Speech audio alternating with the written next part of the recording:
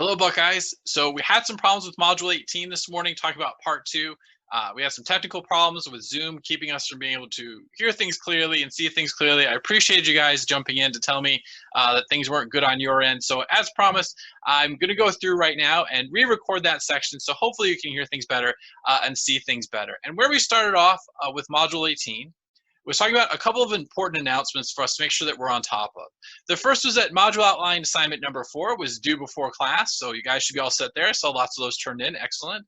And that quiz number 4 was due before class as well. So that also looked good, you guys got it turned in. I will do the best I can to get quizzes graded and return to you quickly so that you can use them to help with the exam. So I'll do the best I can with that. The exam, as we were talking about this morning, is going to be due on Thursday. So let me walk you through how the exam is going to work, kind of remind you if you didn't hear things clearly.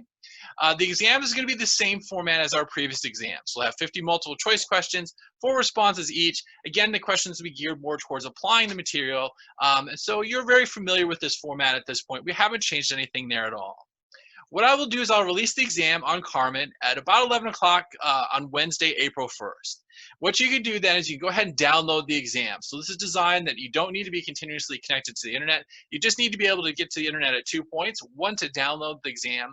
And the second point you'll need the internet is to then be able to upload your exam. So by 12:30 p.m. on Thursday, when we would have had our exam due, if we were scheduled in class, you will need to upload your answer sheet to Dropbox. And in this case, you only need to upload your answer sheet, which is a separate document that you'll see at the beginning of your exam. So you just need to record your answers there and upload it there. In terms of if you have any questions, things like that, during class time on Thursday, when we normally would be in the exam, I will be available live to clarify any exam questions. So specifically, I'll be in the Zoom classroom. And additionally, too, if you have any questions, once you start the exam, I'm happy to answer them over email as well. It'll just take me maybe a little bit longer to get back to you. So the idea here is, again, about 11 o'clock on Wednesday, April 1st, I'll pass out the exam. You'll then have 24 hours or so to complete it, a little bit more than that. So get it completed by 12:30 on Thursday, April 2nd. You'll just submit the answer sheet to Dropbox.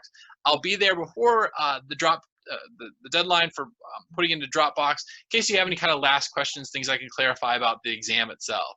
And again, I'm always happy to answer questions through email.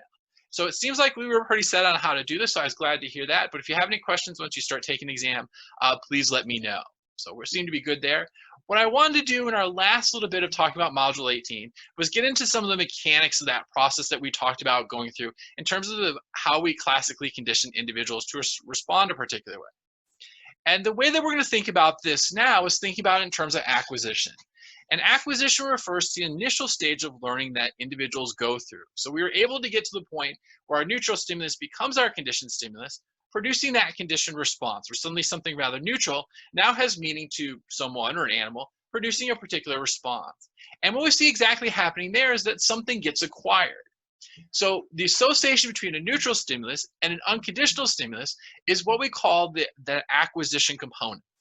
So what we keep doing is we keep presenting that neutral stimulus, something that had no meaning to someone else, no meaning to a dog, for instance, with the unconditional stimulus, which, remember, starts off that pairing, the unconditional stimulus and the unconditional response.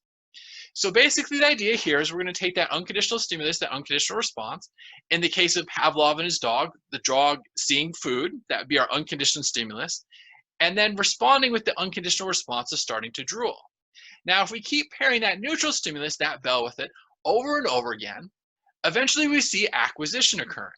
So we can tell that acquisition occurs when our unconditional response gets triggered by the conditioned stimulus. So in our case, the dog drooling, remember our unconditional response, the thing the dog does naturally, now instead gets triggered by the conditioned response. It gets triggered by the bell.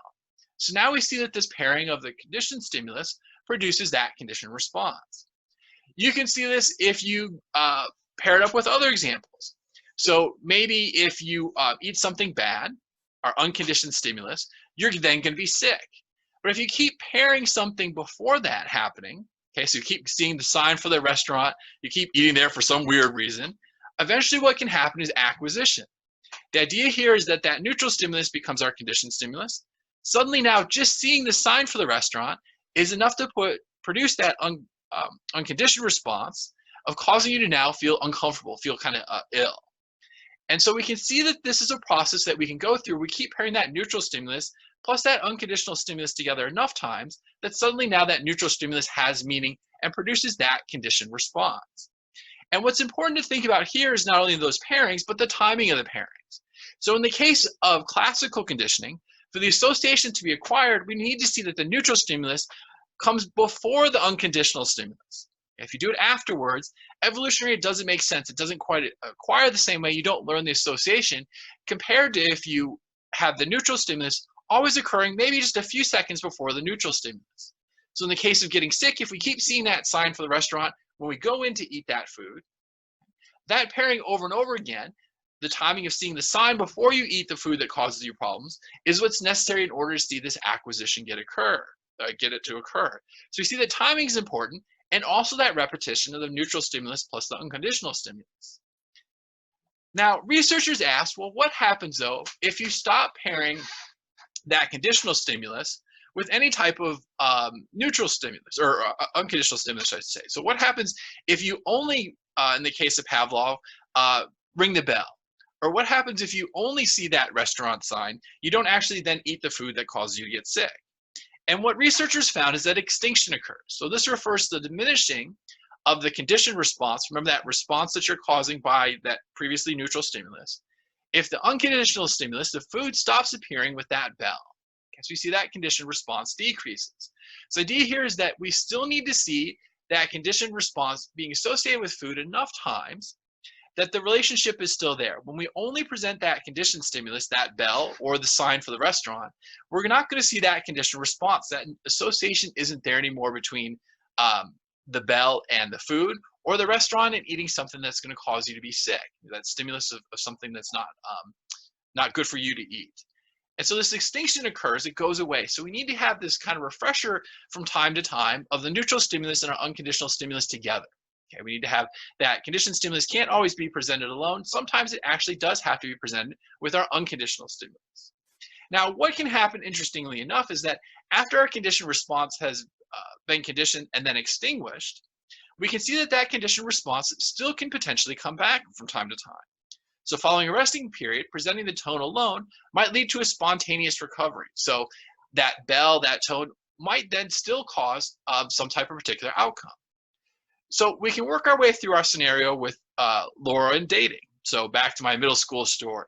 I had enough pairings of that neutral stimulus with her, the neutral stimulus of the leather jacket and her, that eventually I had acquisition that by just smelling that leather jacket, I had excitement. But eventually that was extinguished because I just experienced the leather jacket, but not her. She wasn't there. Okay, so that unconditional stimulus wasn't there. What ends up happening though is that after a while, and I can even recall this happening a few years ago, I smelled someone's leather jacket, and that response that I originally had, that conditional response, started to come back a bit more. Okay, so suddenly at that point, I did kind of get the same feelings I had back when I was dating Laura, some kind of that kind of dating excitement. Okay. So what we ultimately see is that we can go through this process of looking at what happens with acquisition and what happens when that acquisition starts to die off. It starts to get into extinction. Now, the last piece I want to talk about here is the idea of generalization and discrimination. So we can see that we can narrow the things that cause the conditioned response. We can also broaden them. So Pavlov conditioned dogs to drool when they were rubbed, but also when they were scratched. So originally, the dogs had that experience of being rubbed, which was a pleasant experience, but not tied to food. But he could generalize that experience to being scratched, so then the dogs would also anticipate the food was coming. But Pavlov also wanted to see, well, can you do the reverse effect? So he conditioned dogs to only drool at bells of certain pitches, meaning that he only gave food to dogs after the bell had a certain pitch.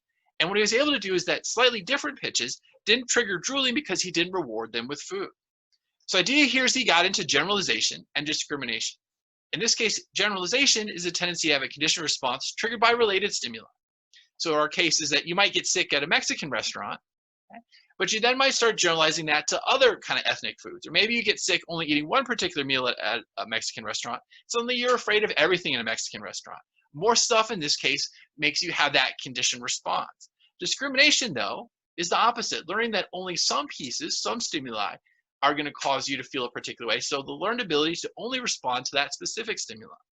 So the idea is that you might go to a restaurant and you might realize it's only one specific item that's causing you to get sick. There's only that one relationship. Okay, so you're preventing this generalization. You're really focused only on one conditioned stimulus being sufficient to then produce that conditioned response. So hopefully this is a bit clearer. Hopefully the video is much clearer for you, but it walks you through again this kind of mechanics of what happens when we start putting together all the different forms of stimuli. So that neutral stimulus paired with the unconditional stimulus, seeing that happen often enough that eventually that neutral stimulus becomes our conditioned stimulus, which produces that conditioned response. Again, that outcome that once was unconditional, but now is dependent upon that conditional stimulus. So again, there's all kinds of terminology with this particular module. So spend some time with it, as well as spending time with that terminology in module 19. So hopefully this is helpful for you. If you have any questions, please let me know.